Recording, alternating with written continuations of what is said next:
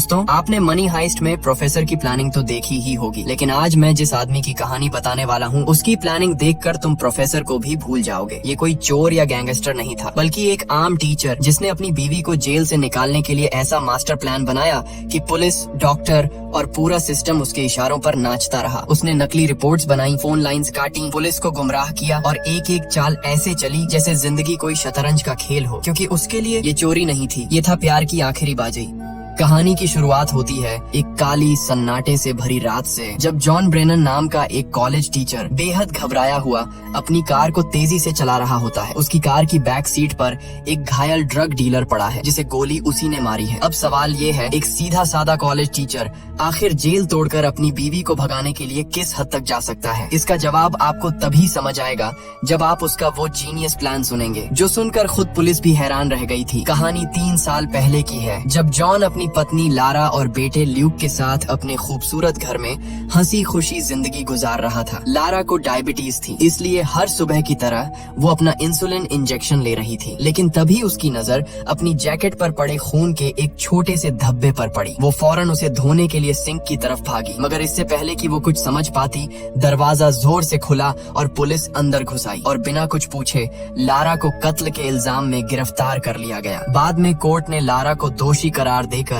उम्र कैद की सजा सुना दी, लेकिन अब भी कोई ठोस सबूत नहीं था जो पुलिस को फिर से जांच करने पर मजबूर कर सके, बल्कि सारे मौजूदा सबूत तो लारा के ही खिलाफ थे। जैसे उसके ऑफिस की एक सहकर्मी ने उसे कत्ल की जगह से निकलते हुए देखा था, उसकी जैकेट पर खून के निशान मिले थे और जिस हथियार से कत्ल हुआ था उस पर उसकी उंगलियों के निशान थे। ये सब देखकर वकील ने जॉन से साफ कह दिया, जिसके बाद जॉन ने ठान लिया और सीधे कहा वो जेल से जरूर बाहर आएगी, चाहे कुछ भी हो जाए। इसके बाद वो लारा से मिलने पहुंचा और वकील की कही बातें उसे बताई। जॉन की आंखों में आंसू थे और उन्हें देखकर लारा सब समझ गई। उसके चेहरे पर निराशा उतर आई, वो फूट फूट कर रोने लगी, जैसे अब उसके अंदर उम्मीद की आखिरी किरण भी बुझ गई हो। लेकिन किस्मत जैसे जॉन का इम्तिहान ले रही थी। उस रात उसे खबर मिली कि लारा को अचानक अस्पताल में भर्ती कराया गया है। वो बिना एक पल गंवाए वहाँ पहुँचा, मगर अस्पताल के स्टाफ ने उसे लारा से मिलने नहीं दिया। जॉन ने डॉक्टर और पुलिस से खूब बहस की, झगड़ा किया। आखिरकार उसे थोड़ी देर के लिए मिलने की इजाजत मिल ही गई। जब वो अंदर गया, उसने देखा कि लारा को हथकड़ी से बिस्तर पर बांधा गया है और उसकी कलाई पर पट्टी बंधी हुई है। बस एक नजर में ही जॉन सब समझ गया। लारा ने शायद जिंदगी से हार मान ली थी। उसी पल जॉन के भीतर कुछ टूट गया और उसने मन ही मन कसम खाई कि अब चाहे दुनिया उसके खिलाफ क्यों ना हो, वो लारा को जेल से बाहर निकाल कर ही रहेगा। अब जॉन ने अपने मिशन की तैयारी शुरू की। वो जेल से भागने पर लिखी हर किताब पढ़ने लगा, हर छोटी बड़ी जानकारी इकट्ठा करने लगा। फिर वो डेमन नाम के एक शख्स से मिलने गया, जो अब तक 7 बार जेल से भाग चुका था। डेमन ने उसे समझाया, अगर सच में भागना है तो दिमाग खुला रखना होगा। जेल की रोजमर्रा की जिंदगी में ऐसी बारीकियां ढूंढनी होंगी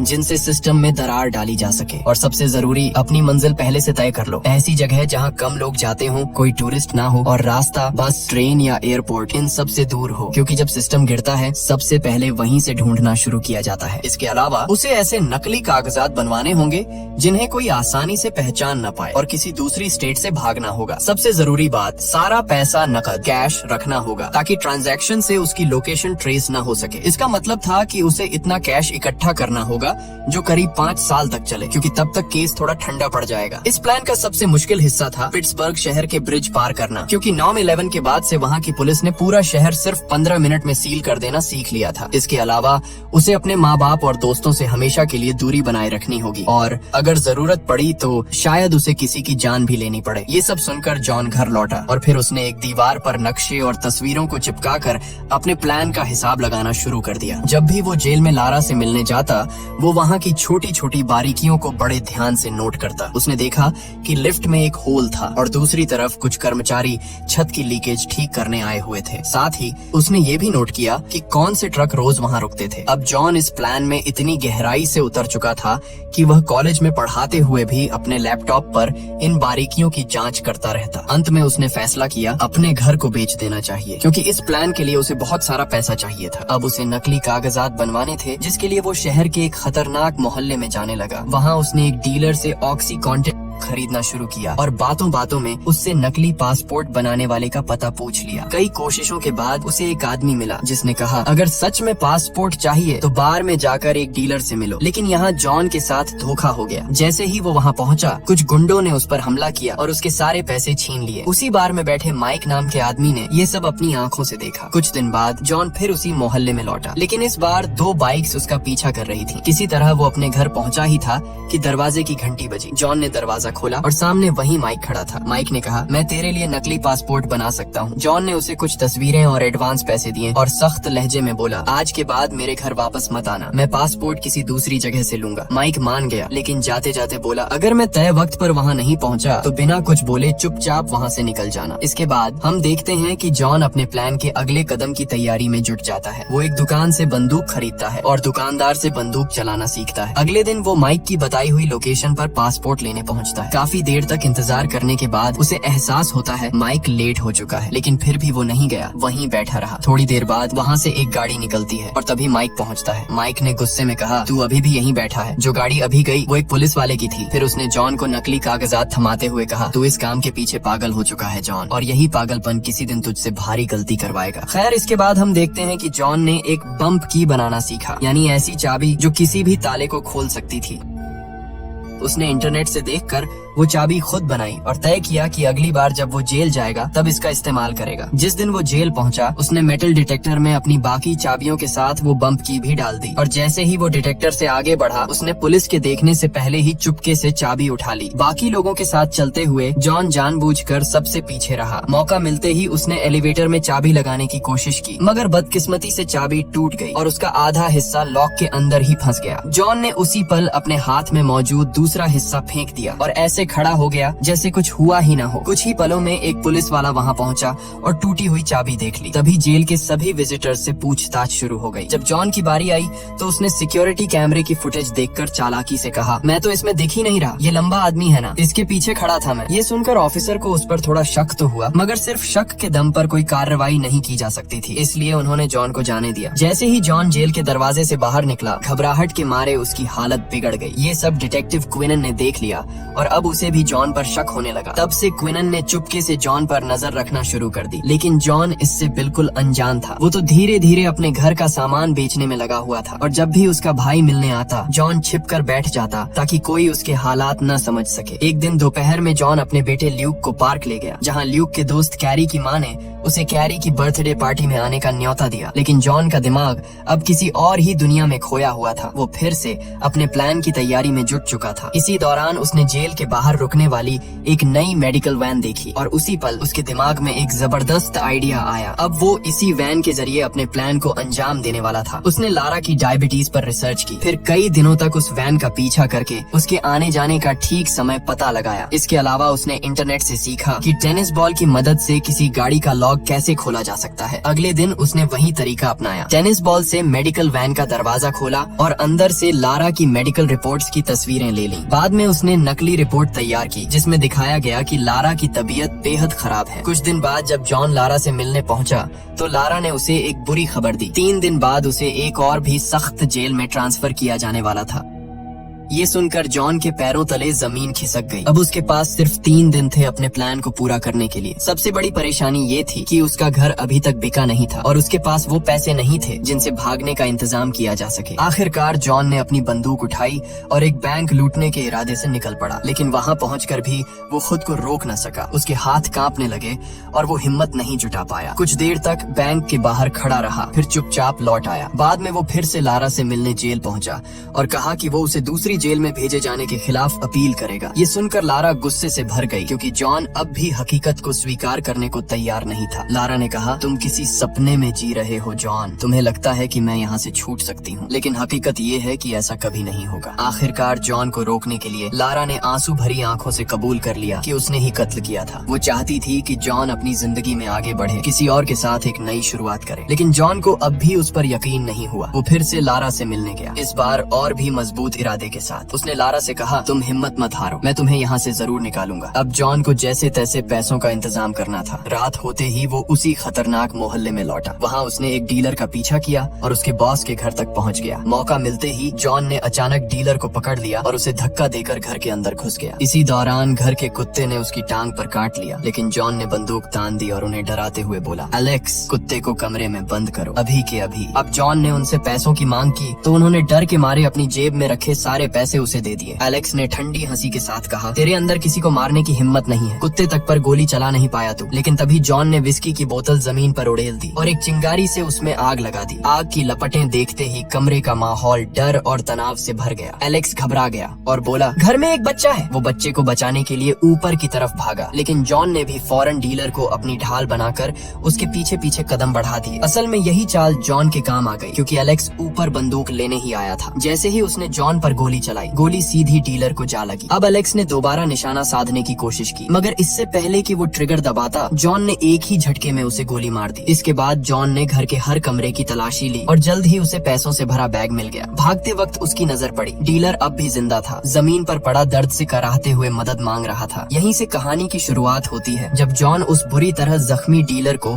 अपनी गाड़ी में ले जा रहा था। रास्ते में उसकी गाड़ी की टेल लाइट टूट गई थी। जॉन ने उसे अस्पताल ले जाने के बारे में सोचा, मगर इससे पहले कि वो कुछ कर पाता, डीलर ने गाड़ी में ही दम तोड़ दिया। आखिरकार जॉन ने उसकी लाश एक बस स्टॉप पर छोड़ दी और फिर अपने प्लान के मुताबिक एक पार्किंग लॉट में जाकर फेंस काटने लगा। उधर एलेक्स के घर में आग लग चुकी थी और कुछ देर में पुलिस मौके पर पहुंच गई। उन्हें वहां जमीन पर खून के धब्बे मिले और सबूत के तौर पर गाड़ी की टूटी हुई टेल लाइट भी। इधर जॉन काम खत्म करने के बाद अपने माता पिता के घर रात बिताने चला गया। जब उसके पिता ने उसका बैग उठाया तो उनकी नजर अंदर रखे प्लेन टिकट्स पर पड़ी और उसी पल उन्हें समझ आ गया कि जॉन क्या करने जा रहा है। अगली सुबह जाने से पहले जॉन ने लूक से कहा कि वो अपने दादा दादी को गले लगाए, क्योंकि वो जानता था ये उनकी आखिरी मुलाकात होगी। अंत में जॉन के पिता ने भी उसे मजबूती से गले लगाया और भारी मन से अलविदा कहा। आखिरकार आज वो दिन आ चुका था। जॉन अपने प्लान को अंजाम देने वाला था। उसने सारा सामान बांधा और अपने सारे नक्शे और कागज फाड़कर 2 अलग अलग कूड़े के बैग्स में डाल दिए। इसके बाद जॉन मेडिसिन सेंटर पहुंचा और बिना वक्त गंवाए वहां की फोन लाइंस काट दी। फिर वो चुपचाप एक वैन में घुस गया और लारा के ब्लड सैंपल्स बदल दिए। अब असली रिपोर्ट की जगह रख दी गई थी उसकी बनाई हुई नकली रिपोर्ट। इसके बाद जॉन ने लूक को उसके दोस्त कैरी की बर्थडे पार्टी के लिए छोड़ा। जाते जाते उसने कैरी की माँ से कहा, अगर मुझे आने में थोड़ी देर हो जाए तो लूक की जेब में उसके दादा दादी का नंबर है। वहीं दूसरी तरफ हॉस्पिटल में डॉक्टरों ने जब ब्लड रिपोर्ट देखी तो उन्हें कुछ गड़बड़ लगी और उन्होंने लैब को कॉल करने की कोशिश की, मगर फोन लाइन बंद थी। अब इंतजार किए बिना उन्होंने इन्हीं रिपोर्ट्स के आधार पर लारा को हॉस्पिटल में भर्ती कर लिया। इधर पुलिस को टूटी हुई टेल लाइट से गाड़ी का मॉडल मिल गया। थोड़ी और जांच पड़ताल के बाद सारे सबूत जॉन की तरफ इशारा करने लगे। जैसे ही वो जॉन के घर पहुँचे, उन्हें वो दीवार मिली जिस पर जॉन ने अपनी पूरी प्लानिंग और नक्शे बनाए थे। इसी बीच डिटेक्टिव्स को खबर मिली कि लारा को हॉस्पिटल में भर्ती किया जा रहा है। अब उन्हें जॉन के इरादों पर पूरा शक हो गया और उन्होंने भी जल्द से जल्द हॉस्पिटल पहुंचने का फैसला किया। लेकिन जॉन उनसे पहले ही पहुंच चुका था। वो डॉक्टर का कोट पहनकर लारा के कमरे में घुस गया। फिर उसने पुलिस वालों को बंदूक से धमकाया और लारा की हथकड़ियां खुलवा दी। इसके बाद उन पुलिस वालों को कुर्सियों से बांध दिया, मगर तभी लारा ने जॉन के साथ भागने से इनकार कर दिया। इस बात पर जॉन बुरी तरह भड़क गया। उसने गुस्से में कहा, तो फिर अपने बेटे को फोन कर दे, बता दे कि आज उसके माँ बाप जिंदा वापस नहीं आएंगे। ये सुनकर लारा को समझ आया कि हालात कितने खतरनाक हो चुके हैं। उसे एहसास हुआ कि अगर वो अब नहीं भागी तो जॉन सच में किसी को भी मार सकता है। आखिरकार लारा ने जल्दी से जॉन के दिए कपड़े पहने, लेकिन तभी एक नर्स ने उन्हें देख लिया। दोनों तुरंत एलिवेटर में घुस गए। उधर नर्स ने जोर से चिल्लाकर सिक्योरिटी को बुला लिया था। वहीं जॉन और लारा ने जल्दी से अपने सफेद कोट उतारे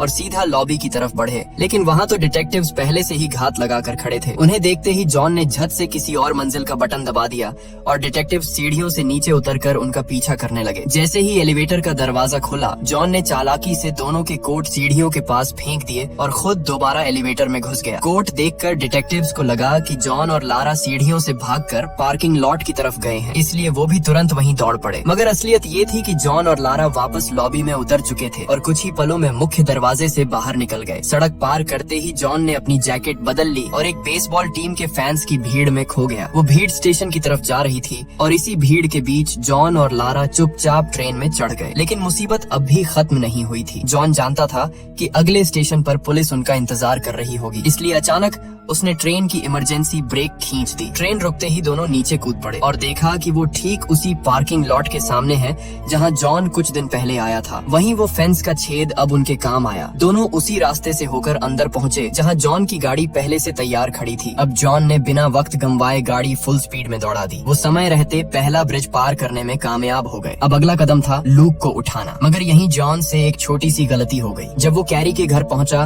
तो पता चला कि पार्टी तो जू में थी और वो सब अभी तक वापस नहीं लौटे थे। उधर दूसरी ओर पुलिस जॉन के मोहल्ले में तलाशी ले रही थी और जल्द ही उन्हें कूड़े के बैग्स में जॉन की पूरी प्लानिंग के कागज मिल गए। इधर जॉन ने गाड़ी की रफ्तार बढ़ाई और जू की ओर निकल पड़ा, लेकिन ऐन वक्त पर उसने सड़क बदल ली। उसने लारा से कहा, अगर हमने अब देर की तो सारी सड़कें बंद हो जाएंगी और हम लूक को नहीं ले पाएंगे। फिर उसने धीरे से कहा, हमें उसे यहीं छोड़ना होगा, उसके दादा दादी उसका ख्याल रख लेंगे। मगर लारा अपने बेटे के बिना रहने को हरगिज तैयार नहीं थी। अचानक उसने गाड़ी का दरवाजा खोला और सिर बाहर निकाल दिया। उसी वक्त सामने से एक ट्रक तेजी से आ रहा था। टक्कर बस एक पल दूर थी, मगर ऐन वक्त पर जॉन ने गाड़ी घुमा दी और दोनों बाल बाल बच गए। जॉन ने तुरंत गाड़ी रोकी और लारा से कहा कि वो सही थी, वो भी अपने बेटे के बिना नहीं रह सकता। आखिरकार उसने फैसला किया, वो वापस जाएगा। दोनों सीधे जू पहुँचे, लूक को अपने साथ लिया और अब उनके सामने बस एक ही मंजिल थी, किसी भी तरह उस चेक पॉइंट को पार करना। तभी अचानक जॉन के दिमाग में एक जबरदस्त आइडिया आया। वो सीधे ट्रेन स्टेशन पहुंचा और वहां खड़े एक बुजुर्ग अंकल आंटी को लिफ्ट देने की पेशकश की। फिर वो तीनों गाड़ी में सवार होकर चेक पॉइंट की ओर निकल पड़े। वहां पर गार्ड्स एक जवान पति पत्नी और उनके बच्चे वाली गाड़ी की तलाश कर रहे थे, लेकिन जॉन की गाड़ी में तो 2 बुजुर्ग सवारियां भी थीं, इसलिए किसी को जरा भी शक नहीं हुआ। गार्ड्स ने गाड़ी को सिर्फ एक नजर देखा और फिर उन्हें बिना चेक किए आगे जाने दिया। जॉन ने राहत की एक गहरी सांस ली। कुछ दूरी पर पहुंचकर उसने अंकल आंटी को सुरक्षित शहर में उतारा और फिर वो सीधा कनाडियन एयरपोर्ट की तरफ बढ़ गया। उधर टीवी चैनलों पर उनकी तस्वीरें भगोड़ों की तरह दिखाने की तैयारी हो चुकी थी, मगर किस्मत आज जॉन के साथ थी। उनके पासपोर्ट पहले ही चेक हो चुके थे